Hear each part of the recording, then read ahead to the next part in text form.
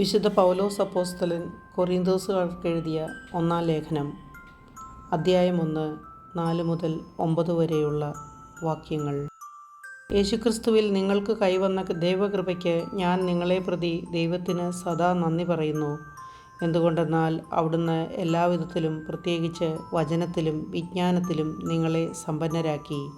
ക്രിസ്തുവിനെ പറ്റിയുള്ള സാക്ഷ്യം നിങ്ങളിൽ ഉറപ്പിക്കപ്പെട്ടതിൻ്റെ ഫലമായി നമ്മുടെ കർത്താവായ യേശുക്രിസ്തുവിൻ്റെ വെളിപാട് കാത്തിരിക്കുന്ന നിങ്ങൾക്ക് യാതൊരു ആത്മീയ ദാനത്തിൻ്റെയും കുറവില്ല.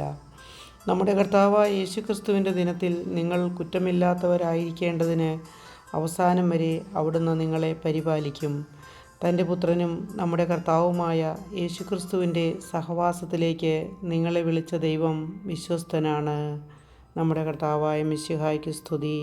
വിശുദ്ധ ലൂക്ക അറിയിച്ച നമ്മുടെ കർത്താവ് ഈശോ മിശിഹായുടെ പരിശുദ്ധ സുവിശേഷം, അദ്ധ്യായം 2, 36 മുതൽ 40 വരെയുള്ള തിരുവചനങ്ങൾ.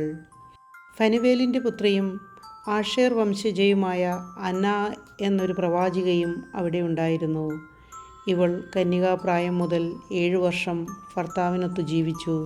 74 വയസ്സായ ഈ വിധവ ദേവാലയം വിട്ടു പോകാതെ രാപ്പകൽ ദൈവത്തെ സ്തുതിച്ചുകൊണ്ട് ഉപവാസത്തിലും പ്രാർത്ഥനയിലും കഴിയുകയായിരുന്നു. അവൾ അപ്പോൾ തന്നെ മുമ്പോട്ട് വന്ന് ദൈവത്തെ സ്തുതിക്കുകയും ജെറുസലേമിൽ രക്ഷ പ്രതീക്ഷിച്ചുകൊണ്ടിരുന്ന എല്ലാവരോടും ശിശുവിനെക്കുറിച്ച് സംസാരിക്കുകയും ചെയ്തു. കർത്താവിൻ്റെ നിയമപ്രകാരം എല്ലാം നിവർത്തിച്ച ശേഷം അവർ നഗരമായ ഗലീലയിലെ നസ്രത്തിലേക്ക് മടങ്ങി. ശിശു വളർന്നു, ജ്ഞാനം നിറഞ്ഞു, ശക്തനായി. ദൈവത്തിൻ്റെ കൃപ അവൻ്റെ മേൽ ഉണ്ടായിരുന്നു. നമ്മുടെ കർത്താവായ മിശിഹായ്ക്ക് സ്തുതി.